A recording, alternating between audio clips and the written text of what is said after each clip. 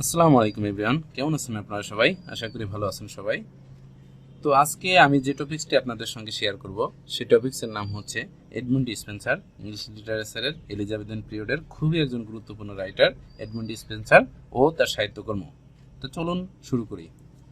তো আমাদের যে নায়ক, আজকের পর্ব যে নায়ক এডমন্ড স্পেন্সার, তিনি কিন্তু ছিলেন কবিদের কবি, অর্থাৎ পয়েট অফ পয়েটস। তাকে বলা হয় poet of poet's.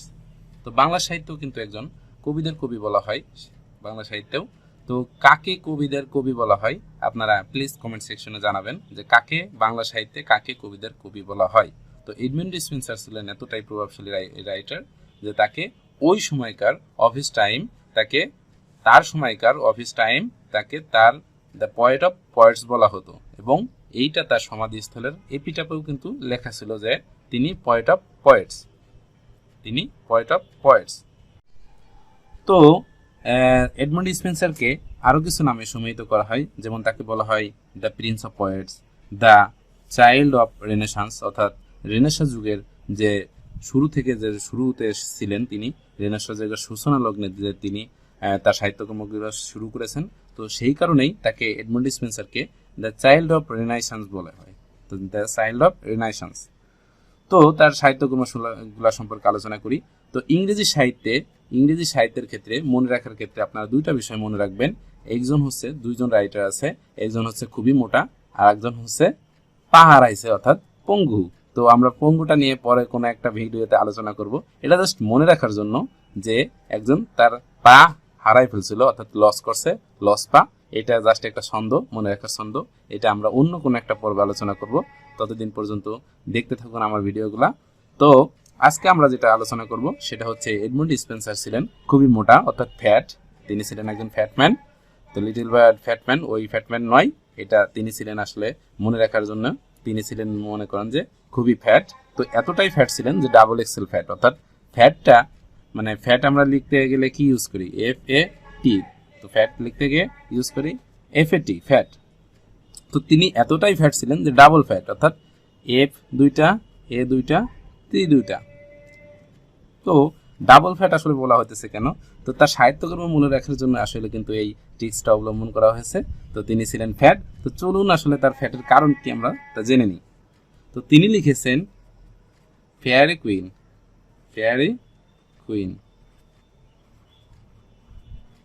Fairy queen, প্রথম এপে যেটি আসবে ফেয়ারি কুইন।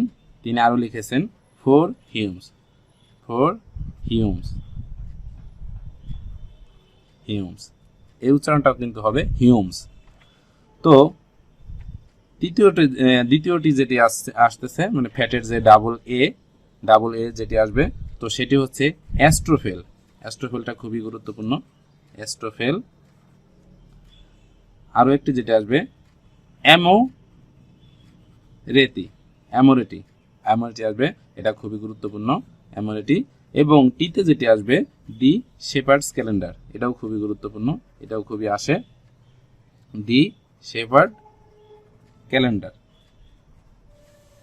ক্যালেন্ডার। আমি গুরুত্বপূর্ণগুলো ভিডিও শেষে মেনশন করে দেব যে কোন কোনগুলো গুরুত্বপূর্ণ এবং কোন কোনগুলো থেকে সচরাচর প্রশ্ন আছে, সেটা আমরা গুরুত্বপূর্ণগুলা আলোচনা করে দেব। তো লাস্টের যে সর্বশেষ যে টি রয়েছে এটি হবে the ruins of times, the ruins of times, অর্থাৎ সময়ের ধ্বংস। তো এখন বুঝতে পারছেন যে কি কারণে তাকে আসলে ফ্যাট বলা হতো, অর্থাৎ ফ্যাট, অর্থাৎ মোটা ফ্যাট বলা হতো। তার ডাবল এক্সেল ফ্যাট। প্রথম এ ফর ফেয়ারি কুইন, দ্বিতীয় এ ফর ফোর হিউমস, তৃতীয় এ ফর অ্যাস্ট্রোফেল, চতুর্থ এ ফর অ্যামোরিটি, পঞ্চম টি ফর দি শেপার্ড ক্যালেন্ডার, ষষ্ঠ টি for the ruins of times. এর মধ্যে থেকে আপনাদের সবচেয়ে গুরুত্বপূর্ণ বিষয়টি হচ্ছে অ্যামোরিটি, অ্যাস্ট্রোফেল, ফেয়ারি কুইন আর দি শেপার্ডস ক্যালেন্ডার। তো এই চারটা মনে রাখলেই কাজ চলে যাবে, সমস্যা নাই।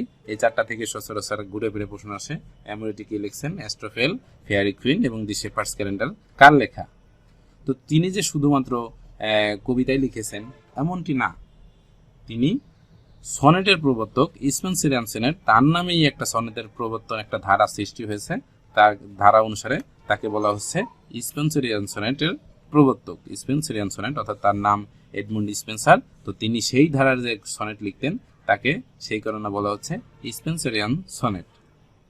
এবং তিনি এতটাই প্রভাবশালী কবিতা লিখতেন, এতটাই প্রভাবশালী লেখক ছিলেন যে তাকে সেই সময়কার দি পয়েট অফ পয়েটস বলা হতো। এবং তার যে সমাধি এপিটাফ ছিল, সমাধিস্থ যে একটা এপিটাফ থাকে, সেই এপিটাফে লেখা ছিল the poets of the the poets of the poets of his time. তো বুঝতে পারতেছেন যে কতটা প্রভাবশালী লেখক ছিলেন। তো তখনকার যুগে রেনেসাঁসের যে পিরিয়ডের সূচনা লগ্নে তো তিনি খুবই গুরুত্বপূর্ণ ভূমিকা পালন করছেন ইংরেজি সাহিত্য দ্বারাই। তো এই কারণে আসলে এডমন্ড স্পেন্সারটা এলিজাবেথান পিরিয়ডের একজন গুরুত্বপূর্ণ রাইটার, আমাদের মনে রাখতে হবে। তো আজকে এই পর্যন্তই, দেখা হবে অন্য কোনো ভিডিওতে অন্য কোনো আলোচনা নিয়ে। Till then, take care, tata, আসসালামু আলাইকুম।